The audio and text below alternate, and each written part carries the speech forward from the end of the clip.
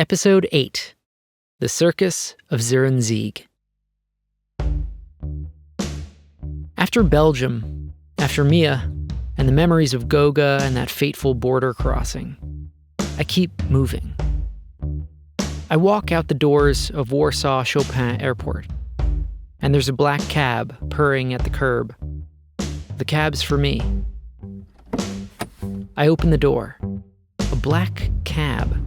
I would never order myself a cab, but Sören has called one for me, and what Sören says goes. The cab slides forward into Warsaw. My hair's still wet from the Belgian rain, and I did this to myself.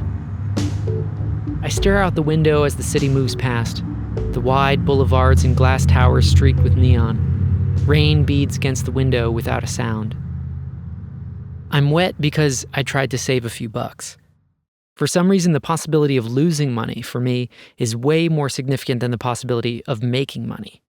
To make $100 is nothing, but to lose $100 is about as bad as getting cancer. When it comes to money, winning doesn't matter. I just really want to not lose. So in order to not lose $6 on the train, I decided to take buses to the airport in the rain. And that worked out about as well as you'd think. But seriously, I'm stupid around money. This time it landed me with wet clothes and a heart closer to high blood pressure, but I've seen worse. It's something I've never understood about myself. My thoughts turn back to Sören Sieg, composer, comedian, eccentric, friend? Maybe. You're hearing one of his compositions. I'm on my way to spend a week at his villa. We'll be making music, but I'm not entirely sure where I stand with Sören. Are we friends or collaborators? After all, this isn't my world. The money and the villa and the velvet touch of wealth. I'm stepping into a world I don't fully trust. What I do know is this. From the first time I met him, I felt the same tugging question. That when I zoom in on Sören, when I ask who he really is, what makes him tick, there's a black hole at the center that I can't make sense of. I've always had this feeling like there's something he's trying to outrun, and I've never been able to quite see what it is. You gotta meet him, otherwise you won't understand. Hey, Johnny. How is it? I'm recording. Yes, that's the voice of Sören Sieg. Go and find out.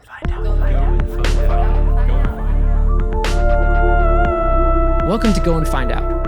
I'm Jonny Wright. This is a story of losing yourself in the world. I left my home, my job, and the USA in order to learn the old-fashioned way, with first-hand experience. Some people go on a journey to find themselves. I went on a journey to lose myself and instead find the world. In these episodes, I ask big questions about life. Not from an armchair, but from roadsides and mountaintops, from temple halls and dance halls. Join me as I hitchhike across the world, embrace the unexpected, and let go one step at a time. If you've ever thought about living a life outside the box, keep listening. Because this isn't just my story. It's about what happens when you start to wonder what your story could be. You don't need to hitchhike around the world. I'm here to empower you to live with more courage, more curiosity, and more adventure, right here, right now. Let's go and find out.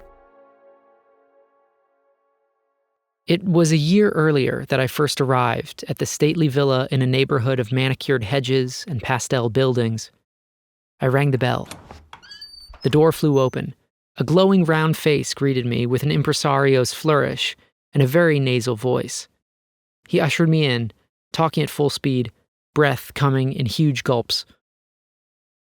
The first thing you notice about Sören is his sheer force of personality. The second thing you notice is how impossible it is to match. In the face of his torrent of words, I fell back on simple American superlatives. Sören caught on immediately, and like any good comic, he seized the bit. Amazing, interesting, amazing, he'd mimic, laughing. I didn't mind it, but I noticed how small I felt beside his constant talk. You might remember Mia from a couple episodes ago, with the blueberries in the Brussels park. Well, Mia and Sören dated, on and off. This is one of the great things about travel, the way people connect one place with another. I asked Mia for her description of Sören.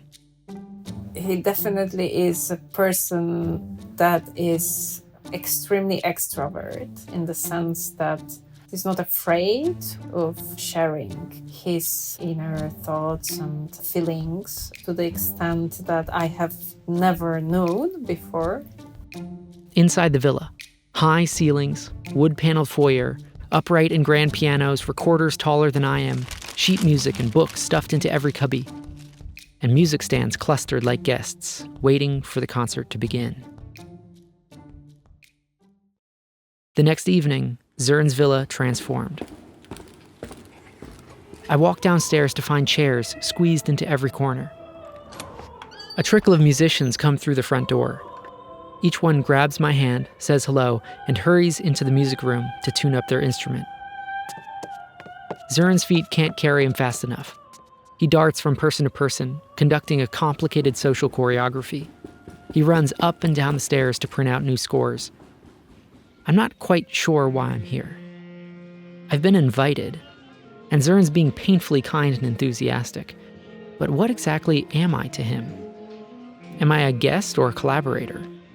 Or maybe just a prop, an American curiosity to be paraded up and down the stage? I walk into the kitchen to find bottles of Prosecco, dessert wines, liqueur-filled chocolates. The front door keeps opening and closing, now with a flood of guests, blockading the rooms with their big hand gestures and perfumes. Sören pulls me aside. He hands me a perfectly ironed white dress shirt to replace my faded travel tee. But he has no time to talk. It's like if he stopped moving, something might catch up to him. He hands me the old violin of his grandfather, and I rush into a bedroom to tune it up. Well, looks like I'll be on the program. Polish voices and accents from around the globe cascade around the rooms, unwilling to quiet, even though they've been warned it's time to start. Sören stomps to the front and lifts his arms, and silence falls. Who is this guy anyway? Then the music began. 80 people packed into the music room, spilling out into the foyer, the living room, extending even up onto the staircase. It's the kind of event that a mainstay of Warsaw high society might throw. But Sören isn't from Warsaw. Sören isn't from Poland at all. And strangest of all, he isn't a mainstay. He only arrived in the country a year ago. Sören is German. Back in Germany, he'd published 12 books, written theater plays, and toured the country for 18 years leading a comedic a cappella group. Yes, you heard that right. But he'd become restless. He'd quit the group and moved to Poland, but not because of a plan. He'd come for a woman, Katarina Wolska. So I came for her, but she left me before I arrived. She left me before I arrived. She left me 6 weeks before I arrived. So everybody in Germany asked me, where are you going? But underneath the way he says it was the same gamble I recognized from my own life, leaving behind the known world for something uncertain and risky. And yet, Sören didn't arrive empty-handed. When I moved to Poland, to Carolina, we sold a family apartment in Hamburg with quite a profit. You buy something valuable and then you wait for 16 years. Yeah, so suddenly I had all this money, and so I bought a very good grand piano, a Fazioli grand piano. I spent 3 months just testing grand piano, so I bought this world-class piano. And I was looking for a house to put around the piano. He's not joking. So, because I can live in a 2-room apartment, but the Fazioli really needs a big room, right? Most people find a house and fill it with what they love. Sören finds what he loves and puts a house around it. He rented a neoclassical villa once occupied by the American ambassador, tucked away behind tall hedges on a quiet street. Yeah, I just decided to rent it for 2 years, to live like King Louis for 2 years. That was my decision. The largest room, glass doors, hardwood floors, became the natural stage.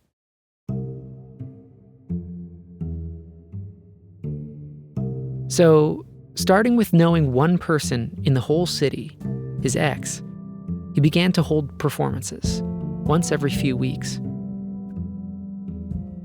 And the first 10 concerts was just my piano pieces, and then more and more artists were joining. The chairs filled, and then they multiplied. But these concerts were not what people expected from a classical composer. Because usually if you go to a classical concert, you go there, you put your jacket to the... You give it away, right? And then you go into the room, you listen, then there's a break, and then you listen to the second part, you give applause, and then you go home, right? And you have not met anyone, you have not got to know anyone, you cannot speak to the artist, it's basically, there is zero communication, right? Here with the house concerts, people got to know each other, and we have this party afterwards for 2, 3, 4, 5 hours. It has become a huge community around it, you know? Because it's so crowded, people are sitting on the floor, and people are standing in the back, and they're sitting on the stairs, and...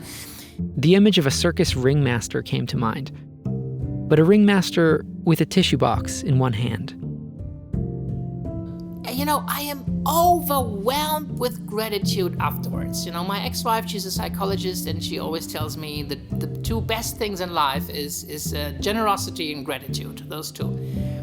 And this is what these concerts feel like. It's like kind of a generous thing from me to organize, because it just costs me money. I don't make a single cent with it. It's just a huge amount of time and love and effort and money that goes into it.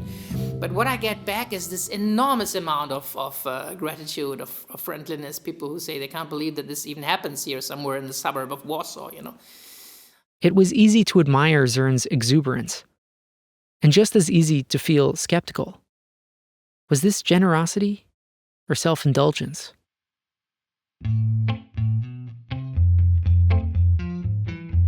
Sören plays piano, I play violin, and singers and wind players all play. Applause, the last bow of the evening. It was a full house, every chair occupied, every silence filled. And yet, I couldn't quite tell if Sören felt fulfilled. So I watch. The party begins. I meet a Chinese-American professor, an Indian businessman, a Polish architect, a Russian software engineer, a Slovakian flautist. There are artists and adventurers, too.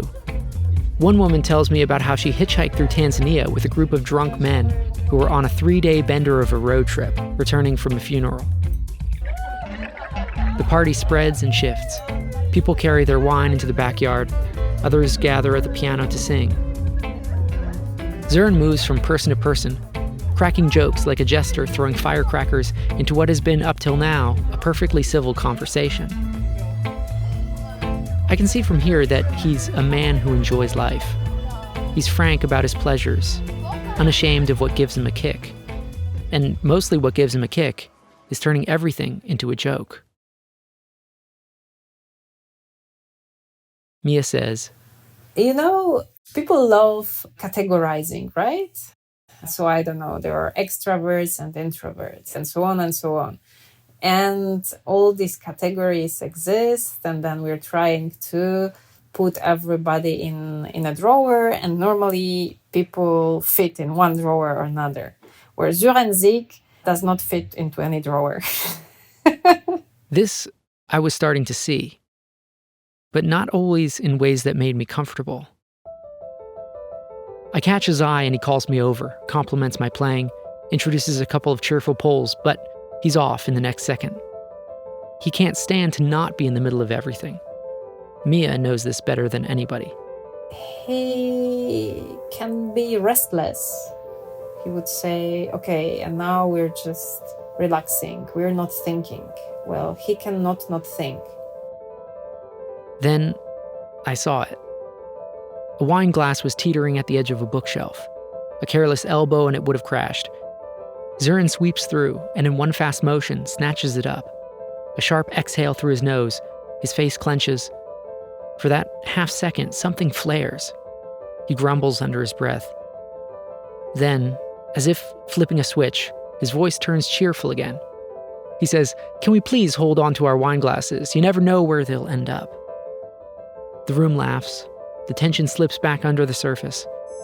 But I see his fingers gripping the stem too tightly. The muscles in his jaw still taut.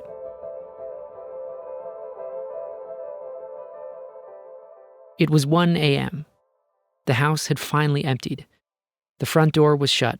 The guests were gone. What remained were remnants, plates and crumbs and open bottles. Sören stood at the sink, white sleeves rolled, rinsing wine glasses. His movements were forced and exaggerated, like someone trying to outrun exhaustion. And yet, he still wasn't willing to let go of the performance. He was talking a mile a minute. "Why are there so many songs about Johnny?" he asked the air. "Johnny be good, Johnny come home." He turned to me with a dripping hand. "It's always Johnny. No one writes songs for a guy named Sören. Doesn't rhyme with anything." He gave a loud laugh, but the humor stalled midair. The dishwasher clattered open and echoed loud against the emptied house. I offered to help. He waved me off. I could feel it now, clearer than before. The brittle edge behind the jokes. The strain under the mask. Each new joke was thinner than the last, like a tea bag reused again and again. And beneath it all, quiet desperation to keep the air moving, to keep the silence at bay. We're both tired. Why try to keep the party going? Who's he trying to impress? He began humming, a small, unresolved melody under his breath, circling like a trapped bird. I was starting to think this was less a habit than a need. He wasn't performing for applause now. He was performing against the silence.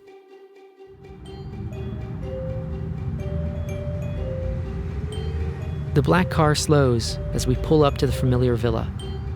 I grab my little backpack that's been sustaining me these last months and step onto the sidewalk, my clothes still damp from the rain and still with questions about Sören. A year has passed since I first stepped into his world, and now I'm stepping in again. Before I can even ring the bell, the door flies open. Sören's unmistakable voice rings out, followed by his rapid-fire laughter. He pulls me into a hug and ushers me inside, already talking a mile a minute about the night ahead. The feelings rush back as his wave of words threatens to overwhelm me. Upstairs, I unpack his grandfather's violin. The case still smells faintly of dust and wood polish. There's a concert tonight. From below, voices echo, coats being shuffled, corks popping, laughter spilling up the staircase. The house is waking up. Downstairs, it's packed. I find a spot on the staircase, half hidden but with a clear view of the room. This is where I sat a year ago, watching the same scene unfold. Across the room, I see an American couple, filmmakers. We'd been introduced earlier, and there'd been a strange spark of connection. So I had seen it, and next day I go to the practicing cell and I'm playing it with all my mind. Sören is mid-story now, on stage, and as he speaks, I feel his impulsiveness, his emotionality, his frustration, his loneliness, his exuberance, and I can't make sense of them all. What's all this about? In some ways, the whole thing is ridiculous. A man builds a room around a piano, fills it with strangers, with music, with food and laughter. And for what? Whatever this is, this whole circus, it didn't start here. What was he trying to outrun or undo? To understand Sören, to get beyond the image of him as an eccentric artist, I needed to look further back. Back behind the curtain, back into the performer's dressing room, back to his childhood in the north of Germany. It was anything but social. In fact, it was totally isolated. Yeah, this is the thing. My parents wanted to give us a house with a big music room. And there it was, but the price was that we were in the middle of nowhere. There were no other children, and there was no cultural things. There was nothing, you know. There was only the music. It was so much countryside. It was not even a village. The only thing we had was a gas station. So there was no church or no shops or nothing, you know. He says it lightly enough, but I feel a weight behind his words. I had 2 older siblings, but the siblings were not happy about me because I was a little genius, and my parents were always praising me how great I was with the violin and the recorder and the piano and with the school and so on. So my siblings naturally hated me. They wouldn't play with me. So I was this lonely genius child. And at the age of 6, I was already in the 3rd class in the school. So I was 2 years younger and 1 head smaller than everybody else. And I was always still the best in class. So you can imagine how much of an alien I was. I felt like an alien and I was seen as an alien. I picture him, small and disconnected, the room full of instruments, but no friends to share it with. There weren't sleepovers or backyard roughhousing. And then there was his father. So he educated us children to be the discussion partners for him. So he was always discussing social and political historical questions with us. And he wanted to make us debaters. And he was very successful with this. So even conversation was performance. But his father's plan worked. He became articulate and argumentative, able to hold a room by the time most kids were still learning how to share toys. I remember that the other children were showing me some cartoons they found funny. And because I had just heard it from my father, I said, cartoons, they are supporting black and white thinking. You know, I'm not into that. The world is much more complex than black and white. And probably I was 6 or 7 years old, so probably that was not the good answer to make friends.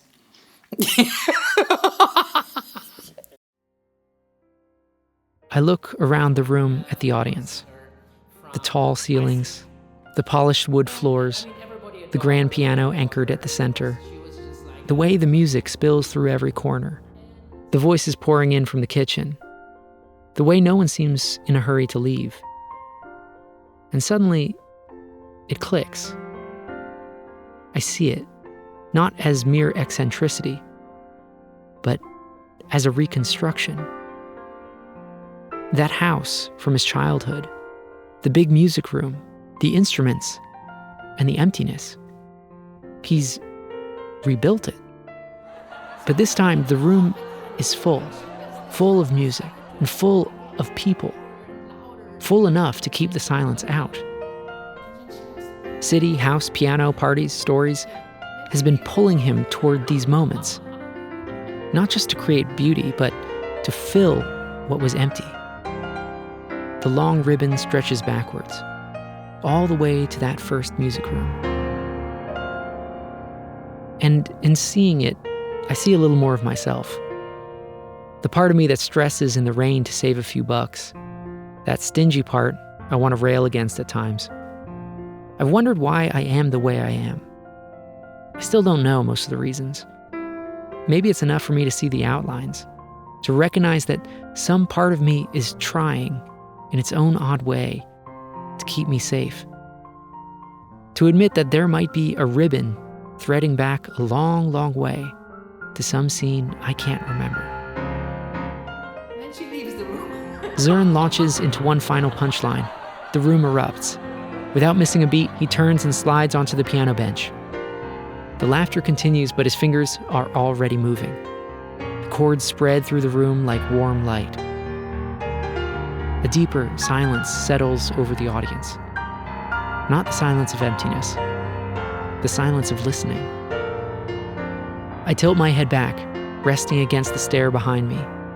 The notes wash through the air, and I listen to Sören play the piano.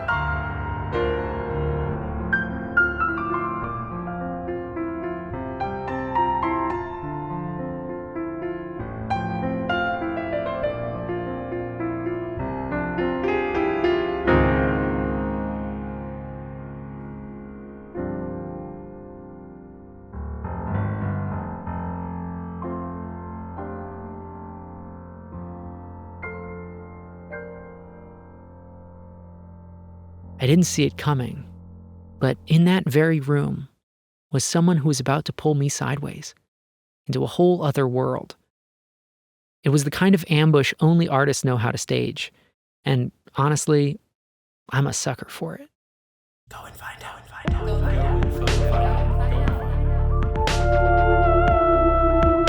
That's it for this episode of Go and Find Out. Thanks for spending this time with me. Seriously, it means a lot that you're here listening to the story.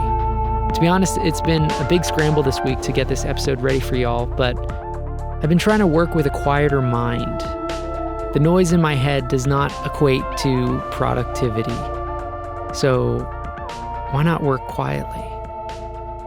Today, I've got some mail from Phoebe. Here's what she writes. I come to your podcast after I've done the big irreversible action and left a company after 11 years, forcing myself out of financial security but soul-deep unhappiness, and into, I'm not sure what. Certainly headlong into my fear of not knowing what to do next, and into needing to confront my childhood financial traumas. I leapt in the hopes that I'd prove to myself I could find or build a life I actually like living. She goes on to ask, how do I make a decision for myself that doesn't blow up my chances of ever being happy or ever feeling safe? Thanks for this letter, Phoebe. I really don't have an answer for you, but it reminds me of something by Anne Dufour-Montel, which goes, quote, we can always recover from pain, catastrophe, or mourning, but evil will always claim its share. We will never be saved in advance, unquote. It's easy to feel like a happy and safe life is a fragile possibility, like one wrong move and we dash it. But Dufour-Montel says, there's no life that can insure us from pain, but we're resilient. We can recover from loss. What if we dashed our hopes of a happy and safe life? What if we did that right now and then proceeded with a trust that we can and will recover from whatever happens?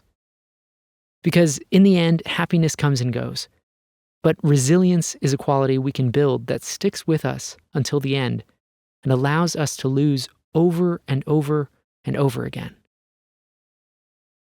I'd love to hear from you.